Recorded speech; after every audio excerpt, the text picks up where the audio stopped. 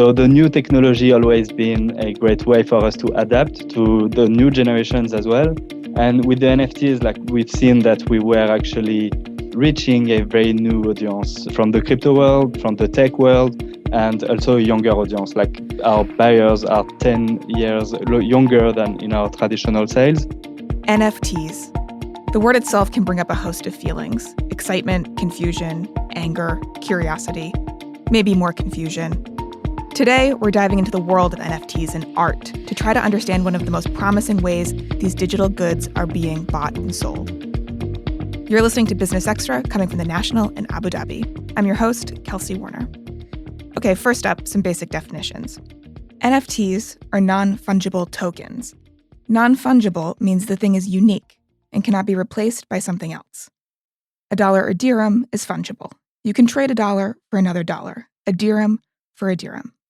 NFTs can really be anything that can exist as a digital file, like a song, an image, or even the sequence of your DNA. But an NFT is inherently unique and irreplaceable, i.e., non-fungible. You can't trade one for another and get the same thing. But that's not to say an NFT is super unique or super irreplaceable. I could buy an identical image of something that has been numbered, and the seller could distribute an infinite number of that image. Still, each NFT is a unique token on the blockchain, so each one of those images will have a unique record. NFTs being supported by the blockchain has not meant this whole thing hasn't been without a massive amount of spam, phishing scams, and theft. The blockchain does not mean NFTs are a perfect system. Indeed, a recent Wall Street Journal op-ed dubbed NFTs a multi-level marketing scheme for a new generation. So far, much of NFT activity has been around using the tech to sell digital art.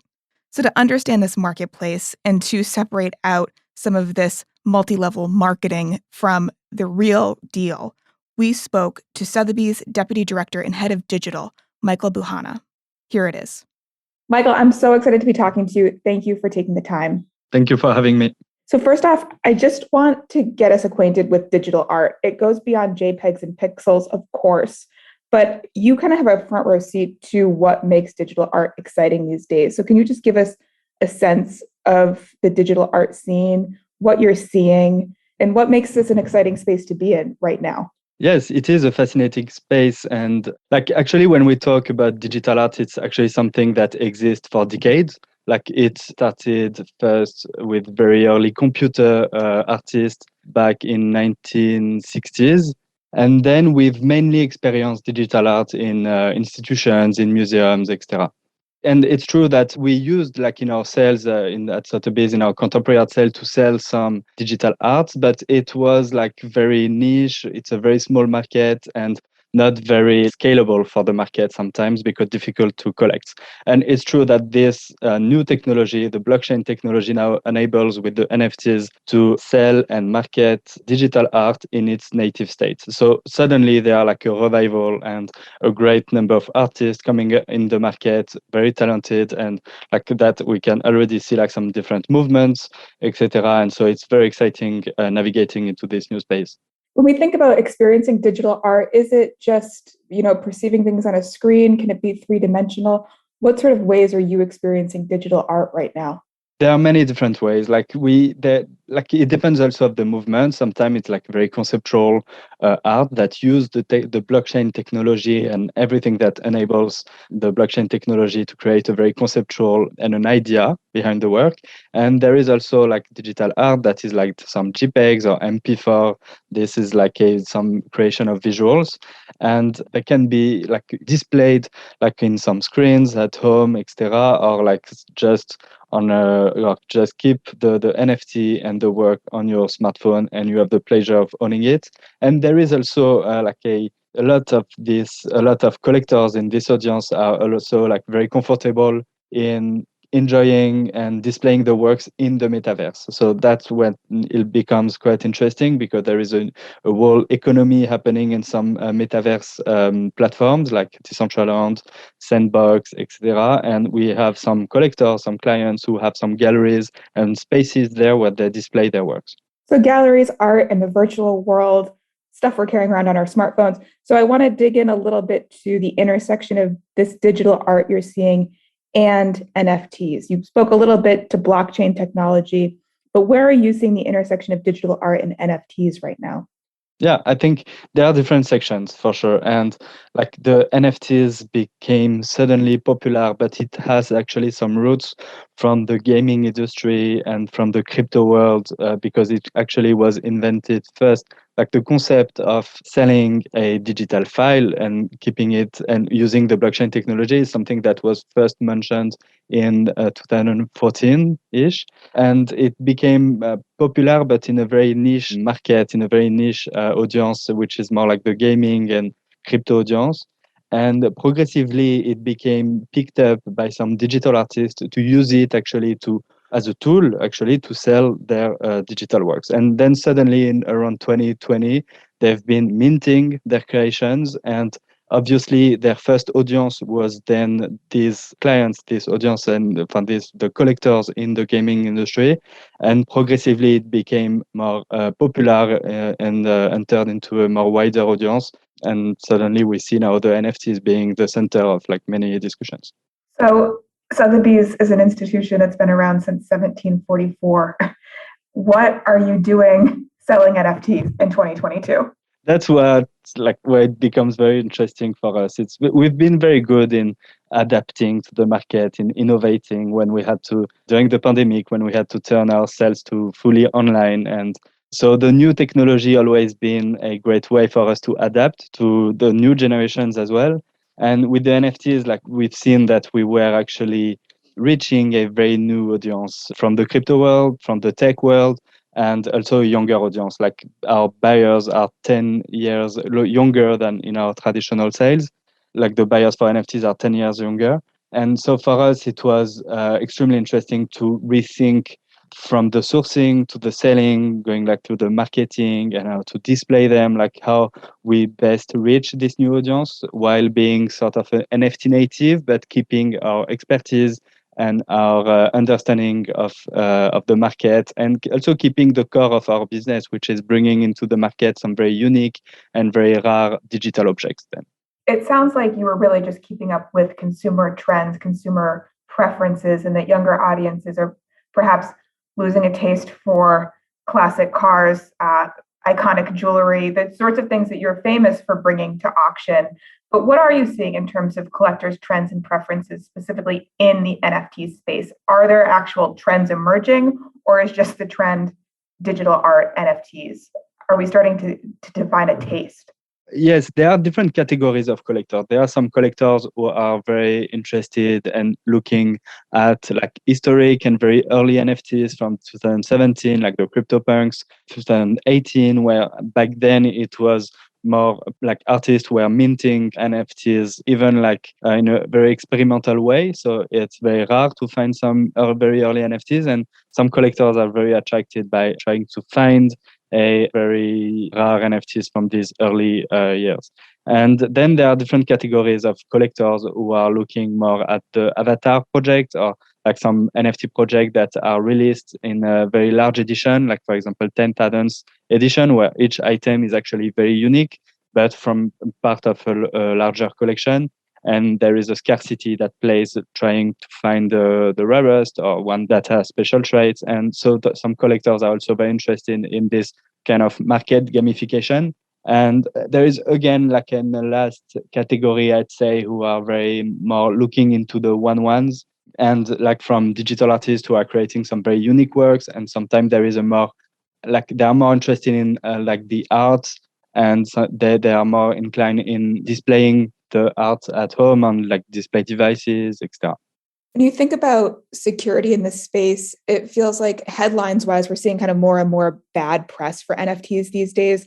OpenSea, which is the world's biggest marketplace by volume for these sorts of digital tokens, said that over 80% of its marketplace was either plagiarized, fake or spam. It's a terrible reputation that NFTs are sort of defining themselves by, even though they're meant to be so secure, so immutable, so unique and irreplaceable. So from your side, how are you authenticating? How are you ensuring security? You have a big responsibility there. Yes, for sure. And I think it's very important that this issue is raised. And it's at the end, it comes to educating the collectors to how to do the first due diligence. At the end, it's true that there are I don't know where this number of 80% comes from, but there are what we could call some copy of other projects on OpenSea, etc. But when you have even someone who's not like a blockchain expert, a tech expert, etc., can in one click distinguish the real to the fake. So it's true that in a period where there is a tremendous growth of new users coming into the space and buying NFTs, it's very important that they get first educated or advised on how to do these first due diligence steps.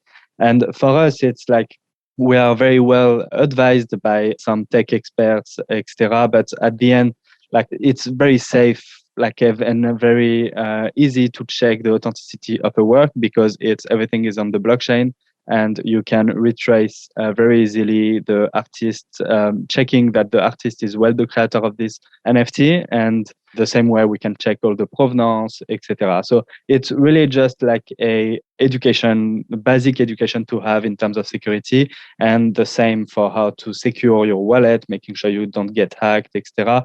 It's exactly like learning how to safely hang a very valuable painting at home. You require an alarm, you require some basic minimum standard of security that is also important for the NFTs. I like that comparison. So the 80% actually did come from OpenSea's own admission. They said last month that 80% from their own findings internally. But I want to move on to the UAE and Saudi Arabia as sort of early adopters in this space. I just am seeing a ton of activity in Dubai these days, but also Sothebys is mounting its own forum in Saudi Arabia later this week. So I wanted to ask you, what are you seeing in this region and why? I think it's very exciting, and I'm not surprised that it happens in this region. And we've seen already, like since we are in this space, we have some collectors who are NFT collectors who are based there, and some artists also very active in the NFT space. And obviously, I think we are still like in a phase, even like in Europe, in every region, we are in a phase where the educational part is very important and key in getting to people understanding the NFTs, the movements, as you said, the security. And so we are very, very honored to be invited in this region to organize some panels, very educational panels about NFTs, and also exhibiting. We're going to exhibit 10 very important NFTs, retracing the history of the NFTs as a medium and movement. And I think that also when it comes to this region, like creativity is at the heart of Saudi Arabia's future, and they are very ambitious. They have like very ambitious plan in this sector, both in terms of grassroots initiatives and government support. They have like for 2030, they have for vision, and the Ministry of Culture has set out an ambitious roadmap for the cultural and artistic development of the country. And digital art then has a big role to play in this. And also recently, Saudi Arabia announced an investment worth of 6.4 billion in future technologies, including the metaverse. So it shows that they are also very inclined and willing to develop this new market. And they'll need some creative works to populate that metaverse, I would imagine, eventually. So when you think about education, you've highlighted that a bit. What are some of the sort of open questions that still exist for you in this brave new world we find ourselves in with NFTs and digital art?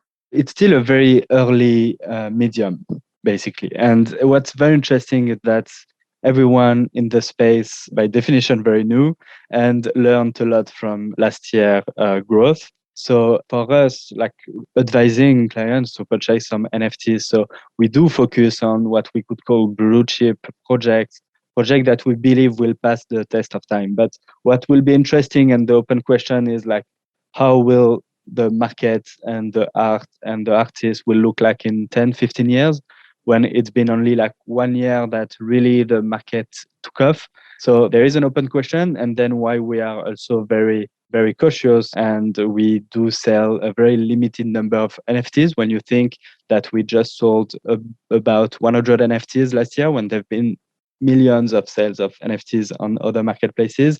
So this is what will be interesting to see in the next years. You're dipping your toe in. So the other question I wanted to ask is, around cryptocurrency and NFTs and just the use of Bitcoin to pay for NFTs.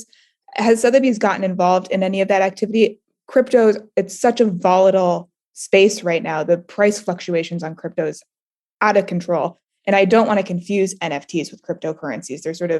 NFTs are underpinned by the blockchain on Ethereum. So there is that they're related, but they're not the same by any means. But has Sotheby's put any thought into using crypto to transact? I think we do accept cryptocurrencies as form of payments for all our NFT sales. We've done it since the first sale, and simply because the audience back then was way more composed by crypto players, crypto owners, etc. So we had to adapt to this new market and also let them pay in their preferred cryptocurrency. But we've seen also with some more like us and other very important and bigger brands getting into this market, we've seen more clients and collectors, not necessarily from the crypto world, starting to invest in NFTs and collect NFTs.